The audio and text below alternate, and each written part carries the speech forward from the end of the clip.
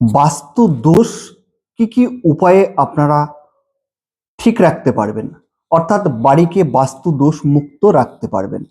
প্রথমত হচ্ছে বাড়িতে কোনো রকম অগোছালোভাবে প্রচুর জিনিস ছড়িয়ে ছিটিয়ে রাখা বন্ধ করতে হবে। দেখা যাচ্ছে হয়তো বাইরে থেকে আসছেন, একই জায়গায় আপনারা জামা প্যান্ট সব রেখে দিচ্ছেন, সেটাকে কোনো রকম কিন্তু আর গোছাচ্ছেন না, এটা একটা সমস্যা। সকালবেলায় উঠে আপনার অনেকেই দেখবেন হয়তো বিছানা ঠিক মতো গোছালেন না, সেটাও কিন্তু বাস্তুদোষের লক্ষণ।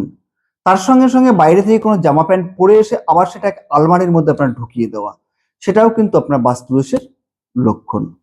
অতএব বাস্তুকে ঠিক রাখতে গেলে প্রথমে কিন্তু আপনার পরিষ্কার পরিচ্ছন্ন রাখতে হবে।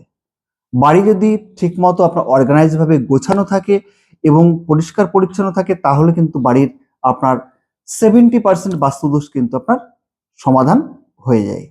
অর্থাৎ বাড়িকে অর্গানাইজ করে রাখতে হবে সব সময়ের জন্য, তবেই কিন্তু আপনার সমস্যার সমাধান পাওয়া যাবে।